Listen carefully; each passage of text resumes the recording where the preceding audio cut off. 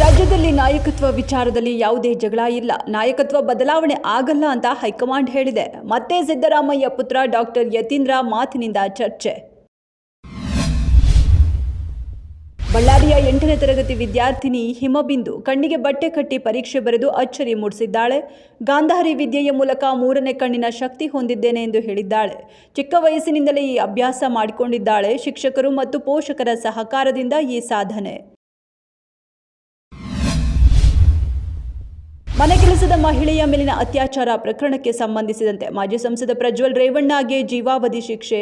Karnataka high court ಆದೇಶ ಪ್ರಶ್ನಿಸಿ Prajwal Revanna supreme ಕೋರ್ಟ್ಗೆ ಅರ್ಜಿ ಪ್ರಕರಣವನ್ನು ಬೇರೆ ಕೋರ್ಟ್ಗೆ ವರ್ಗಾಯಿಸುವಂತೆ ಸಲ್ಲಿಸಿದ್ದ ಅರ್ಜಿಯನ್ನು ಹೈಕೋರ್ಟ್ ತಿರಸ್ಕರಿಸಿತ್ತು.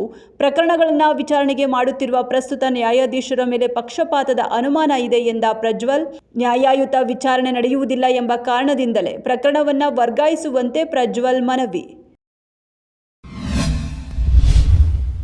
ಮಾರುಕಟ್ಟೆಯಲ್ಲಿ ಕೋಳಿ ಮೊಟ್ಟೆಯ ದರ ಹೆಚ್ಚಾಗಿದೆ. ಕೆಲವು ದಿನಗಳ ಹಿಂದೆ 6 ರೂಪಾಯಿಗೆ ಮಾರಾಟವಾಗ್ತಿದ್ದ ಒಂದು ಮೊಟ್ಟೆ ಈಗ 8 ರೂಪಾಯಿ.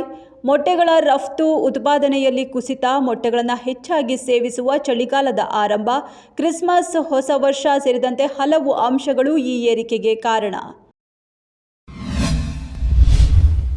ತೆಲಂಗಾಣದ ಸಂಗಾರೆಡ್ಡಿ ಜಿಲ್ಲೆಯಲ್ಲಿ ಅಮಾನುಷ ಕೃತ್ಯ. ಮಗಳನ್ನ ಪ್ರೀತಿಸುತ್ತಿದ್ದ ಹುಡುಗನಿಗೆ ಕರೆ ಮಾಡಿ ಬಾ ಮದುವೆ ವಿಚಾರ ಮಾತನಾಡೋಣ ಎಂದು ಕರೆಸಿಕೊಂಡು ಬ್ಯಾಟ್ನಿಂದ ಹೊಡೆದು ಜೀವ ತೆಗೆದಿದ್ದಾರೆ. ದ್ವಿತೀಯ ವರ್ಷದ ಎಂಜಿನಿಯರ್ ಜ್ಯೋತಿ ಶ್ರವಣ್ ಸಾಯಿ ಹಾಗೂ ಶ್ರೀಜಾ ಪರಸ್ಪರ ಒಪ್ಪಿಗೆಯ ಮೇರೆಗೆ ಪ್ರೀತಿಸುತ್ತಿದ್ರು. ಹುಡುಗ ಮನೆಗೆ ಬರ್ತಿದ್ದಂತೆಯೇ ಶ್ರೀಜಾಳ ತಾಯಿ ಆತನ ಮೇಲೆ ಅಟ್ಯಾಕ್ ಮಾಡಿದ್ದಾಳೆ. ಕ್ರಿಕೆಟ್ ಬ್ಯಾಟ್ನಿಂದ ಮನಸೋ ಇಚ್ಛೆ ಹಲ್ಲೆ. ಇದರಿಂದ ಆತನ ತಲೆಗೆ ಗಂಭೀರ ಪೆಟ್ಟು.